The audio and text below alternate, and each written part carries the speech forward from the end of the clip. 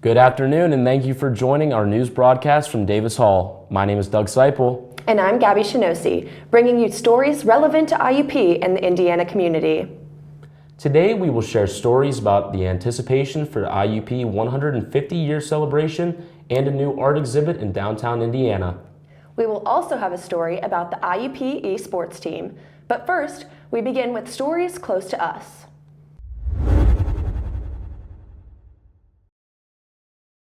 It was a busy Monday evening for Indiana County emergency officials, as several incidents kept first responders on the move. The first call came in at 5:09 p.m. for a reported flue fire on Mountain View Road in Cherry Hill Township. Clymer Fire Department was first on the scene, then crews from Commodore, Hope, and Cherry Hill Township joined them, along with County Hazmat and RIT teams and Citizens Ambulance. Just after 7:24 p.m., emergency crews responded to a vehicle crash on North Bend Franklin Road in White Township. Members of the Indiana Fire Association were dispatched to assist. Later in the night, around 10 o'clock p.m., the Commodore Fire Department was called to assist state police, and at 11:10 p.m., Coral Grayson's officer in charge was sent to investigate reports of smoke along Route 119 South in Center Township. Officials report no serious injuries in any of the incidents, but investigations are ongoing. There has been an ongoing drug investigation that led to criminal charges against a Pittsburgh man. District Attorney Robert Manzi announced last night in Indiana County that 42-year-old Leslie Evans is facing 2 counts of possession of controlled substance following an incident last December. A confidential informant purchased crack cocaine from Evans in White Township as part of a joint operation involving the State Attorney General's office, Indiana Borough Police, and the Indiana County Drug Task Force. Authorities confirmed that Evans is currently being held at the Westmoreland County Jail on unrelated charges. Arraignment and preliminary hearings in the Indiana County case have not yet been scheduled, and the investigation remains ongoing. IUP is celebrating its 150th anniversary. The first day of class IUP was May 17, 1875, when the university was known as Indiana Normal School. That year, IUP welcomed its first class of 80 students, which grew to 150 students by the end of the first week. IUP has launched a website dedicated to the celebration. It includes information about the official sesquicentennial celebration that will begin with the Crimson Carnival on August 23rd. There are also several promotional events leading up to the celebration, including the annual Giving Week from May 12th to the 17th, an IUP Day at PNC Park on August 8th, and a t-shirt design contest. Spring is finally here. However, the weather has been uncertain as for tornadoes touched down during severe storms a few days ago, causing significant damage across multiple counties. The National Weather Service confirmed that the first tornado, rated EF1, struck near Smicksburg, uprooting trees and damaging structures. Shortly after, an EF0 tornado touched down in Armstrong County, near Rural Valley, resulting in minor damage to outbuildings and trees. The third tornado, an EF1, occurred in Jefferson County, near Brookville, tearing roofs off several homes and downing power lines, leading to widespread outages. The final tornado, also rated EF1, hit Clearfield County, near Du Bois, causing extensive damage to a local farm and destroying multiple barns. Emergency services responded promptly to all affected areas, with no serious injuries reported. Residents are advised to remain vigilant and report any further damage to local authorities. Assessments and cleanup efforts are ongoing. Still ahead on IUP News, we will have a report about the avian flu outbreak in Mississippi. And along with the story about the devastating storms occurring throughout America. Looking for some new entertainment? Check out Iup TV today. This station features student-created content such as The Big Hit for sports coverage, Animation Nation for all things anime and toon, Indie Rockers Ball for local music acts, Press Start for your game fix, and Witticism for a laugh. Tune in on Campus TV or on our respective YouTube channels today. There's something for everyone, made by the people that you know. This is your time to engage, create, follow your passion, show your spirit, go all out, or just kick back. Here in the Oak Grove at the heart of IUP, endless opportunities await. Where do you fit in? Wherever you want. This is your time. This is your place. Get in the Grove at IUP.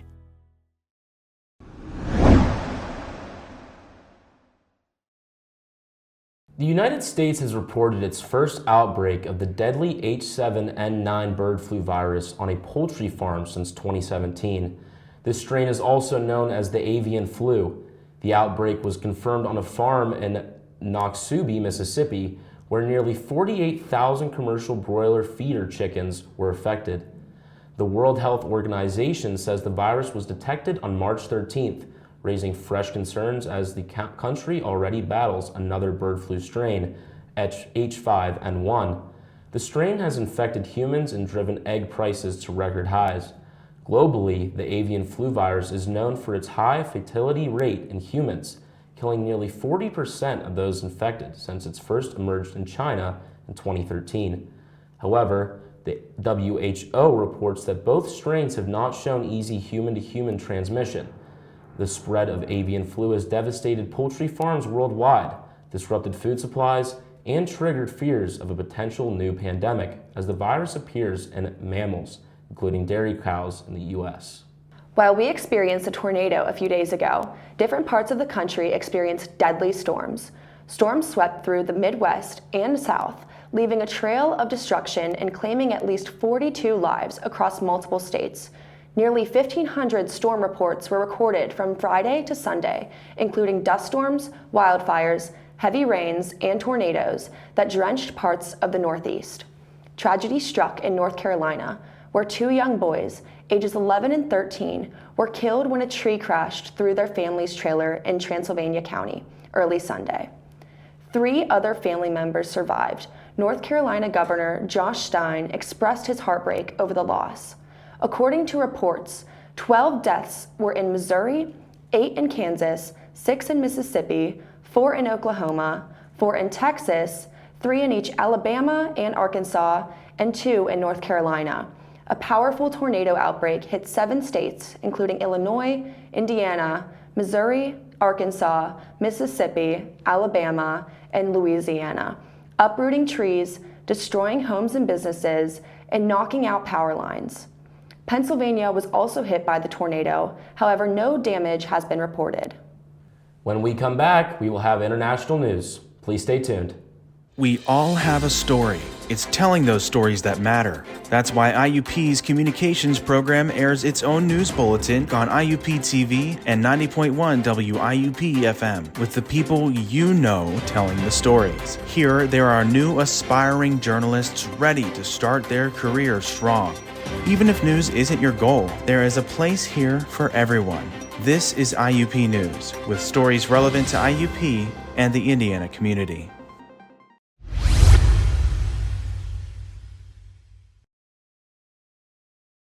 Syria and Lebanon have agreed to a ceasefire after deadly cross-border attacks escalated tensions between the two countries. Previously, there has been flashes that left 3 Syrians and 7 Lebanese dead and more than 50 wounded. In the latest violence, Syria shelled Lebanese villages along the border after 3 Syrians were killed in the northern Lebanese town of Qasr. Syria's defense ministry accuses Hezbollah of kidnapping and executing 3 Syrian soldiers in an ambush inside Syrian territory. The soldiers were reportedly taken into Lebanon and killed. The Lebanese military says it responded to the attack. Syria's state news agency Sana reported that both the two nations' defense ministers agreed with ceasefire yesterday. They also agreed to strengthen cooperation to prevent further violence. Intense fighting has erupted once again in Gaza. The Israeli military confirms it is carrying out what it calls extensive strikes across the region. Gaza's Hamas-run civil defense agency reports at least 400 Palestinians killed in the latest wave of airstrikes. The Israeli Defense Forces say that they are targeting Hamas terror sites in what is now the largest military operation since the ceasefire began on January 19th. Israel's Prime Minister, Benjamin Netanyahu, and Defense Minister Israel Katz ordered the strikes, citing Hamas's refusal to release Israeli hostages and repeated rejections of ceasefire proposals mediated by the United States and others. The Israeli government says it will now act with increasing military strength against Hamas. The Israeli military presented the plan for the strikes over the weekend, and the country's political leadership approved it. A White House spokesperson confirmed Israel consulted with the U.S. before launching the strikes. Negotiations to extend the ceasefire have so far failed, with talks deadlocked since the truce ended on March 1st. A miraculous survival story from the Pacific Ocean. After 95 days lost at sea, a Peruvian fisherman has been found alive. Maximo Napa Castro is 61 years old. He was rescued by an Ecuadorian fishing boat off the coast of northern Peru. According to Peru News Agency, Napa Castro set sail on December 7th from Marcona, a coastal town in southern part of the country. But bad weather threw him off, leaving him stranded in open waters. He survived by drinking rainwater and eating insects, birds, and even a turtle. However, he spent the last 15 days without food. For 3 months, Napa Castro's family and fellow fishermen searched tirelessly for him. In an emotional interview, he revealed that thinking about his family, especially his mother and infant granddaughter, gave him the strength to hold on. His daughter, Inez Napa Torres, expressed gratitude on social media, thanking the Ecuadorian fisherman who saved her father's life. Coming up, we'll have a story about the IUP esports team, as well as an art show in Indiana. Welcome to a place where opportunities abound, where students have the option to study healthcare in places all around the world, and thousands learn beyond the classroom every year. Welcome to the Oak Grove at IUP. Students here go out in the field to measure biodiversity, and even the Virgin Islands to study sustainability. Ready to pursue a real-world opportunity that brings your passion to life? Get in the Grove at IUP. One of the biggest sporting events that has gained popularity are esports. IUP is a team that compete across the country. Tyler Lippert has the story.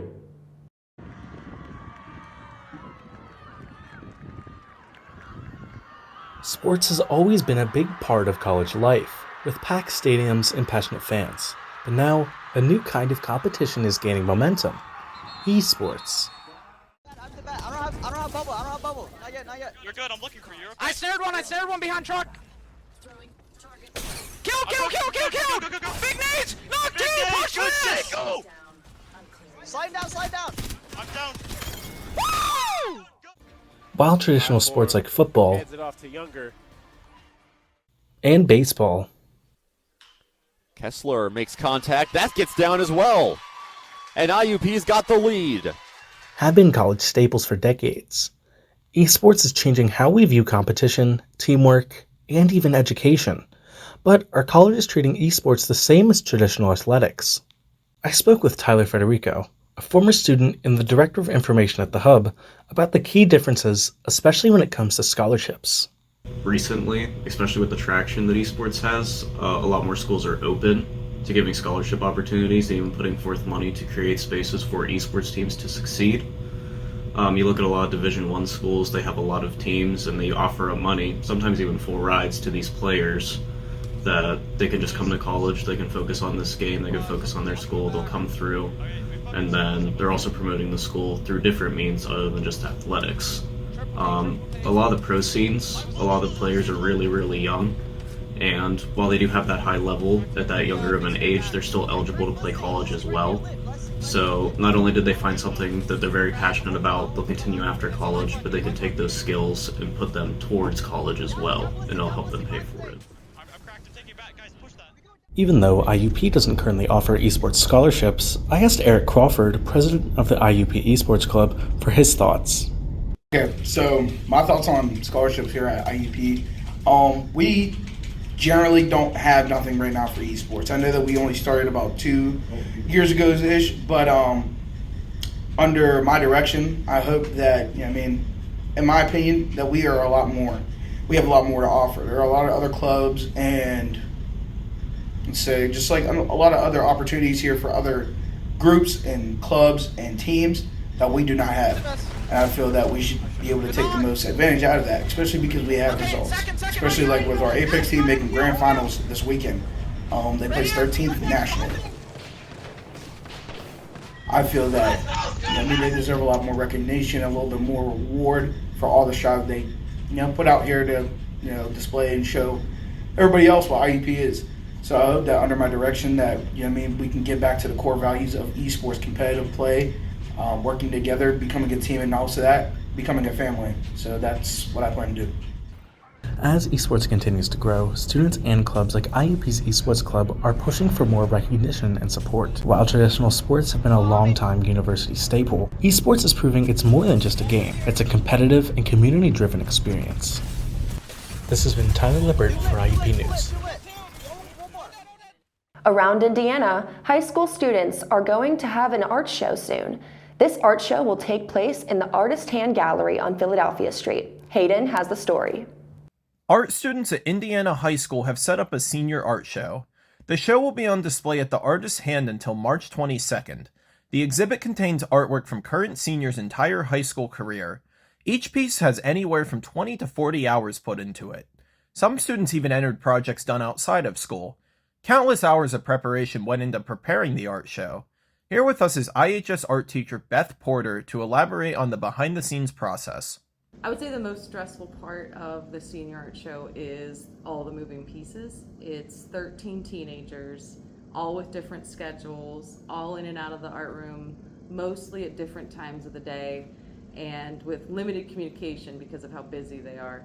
So that's the hardest part, was getting everything to align properly, to get everybody in the same place at one time, to give out the information that they needed, but also to make sure that everybody was all on the same page. The IHS Art Show gives young artists a real-life experience. The art is on sale and can be bought by customers. This gives high school students a taste of what art is like as a career. Students and faculty agree that the art show has a positive impact on the students. We now have an exclusive interview with IHS art teacher Jennifer Rinkevich. I think the best part is seeing the expression on students' faces when they see people interested in the artwork, in their artwork. They see people purchasing their artwork, which is so empowering to see somebody that wants what you've created so much that they would purchase it, buy it. I also think it's worth it to see the turnout and the people that come to support the students and the program, and that includes anyone from administrators, other colleagues, other teachers, parents, guardians, school board members. We really do get a large turnout, and it's just a very nice evening to celebrate all of the accomplishments of the students over the years, really. The art show is important to more than just the students and the teachers. It also has a good impact on the artist's hand. It brings them business, and they enjoy doing it. Here with us is the Artist Hand owner, Brian Jones, for a personal interview. Doing the Indiana High School Senior Art Show is an important part of what we do. It offers a legitimate, professional gallery experience to young artists that are coming up, that are starting to learn how to appreciate their own work, think of its value, and it gives them a way of sharing it beyond the school walls to the whole larger community. I can't tell you how many folks have come in recently and said, "These are high school students? Really? This is incredible work." The IHS Art Show may be a long and strenuous process to set up. However, it is 100% worth the work and sweat. That's all for today. This is Hayden Zillner reporting for IUP News. As you plan your weekend, you probably wonder where the best place would be to meet up. One idea would be coffee shops, as they provide place to hang out with tasty beverages. Our reporter, Alexis Smith and Julia Lathan, have the story. When you think of coffee, you often think of the morning. However, many people extend their time in coffee shops, whether to socialize, study, or simply relax. In Pittsburgh's Shadyside neighborhood, Heat Check offers a unique twist on the traditional cafe experience. Not only does this store serve up hot coffee and other beverages, but it also provides customers with the opportunity to shop for stylish, secondhand clothing. Raketa Livingston, a student at the University of Pittsburgh, explains how she enjoys the community at Red Hawk Cafe. Usually when I come to a coffee shop, if I don't get coffee, I'll get like a quick snack. I'll invite my friends and we'll socialize. We might study sometimes. But other than that, this is a really nice community. There's a nice seating area outside, and yeah.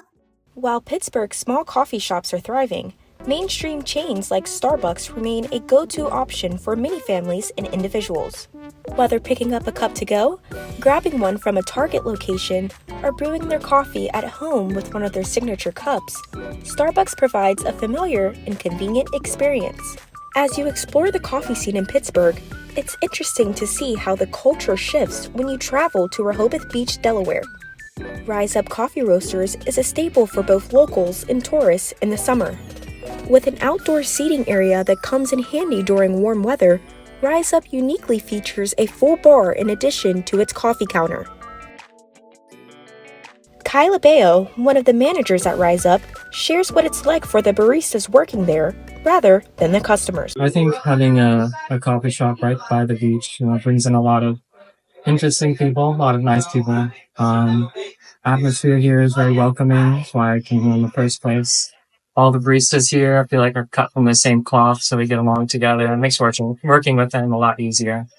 Coffee shops have a way of brightening everyone's day, whether they're shopping, studying, or socializing. No matter where you choose to get your cup, you're sure to walk away with a warm hand and a warm heart. This is Alexis Smith and Julia Lathan reporting for IUP News.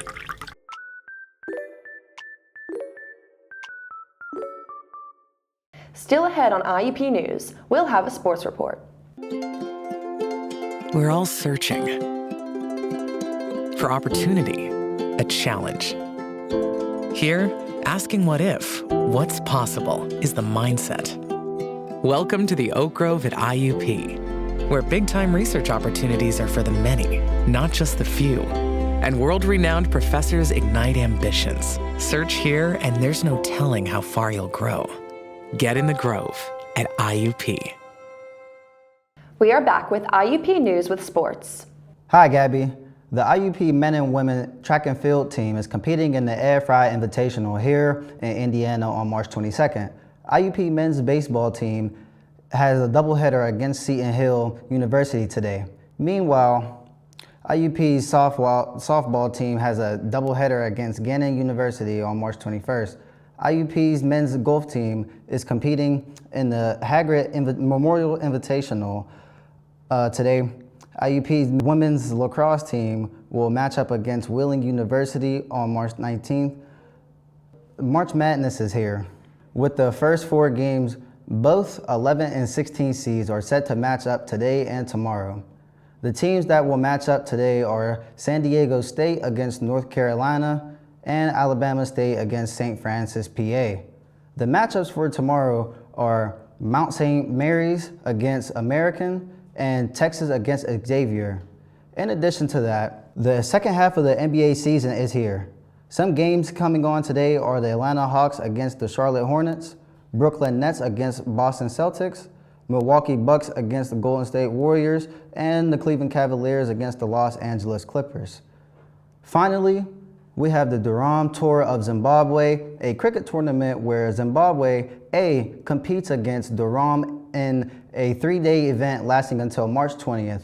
Back to you. That's going to do it for us today at IUP TV News. In association with IUP News and students looking for careers in the communication field, my name is Gabby Shinosi. And I'm Doug Seipel. Be sure to follow our Instagram page at IUP_news and our YouTube channel at IUP News 4207. Please take care and have a safe weekend.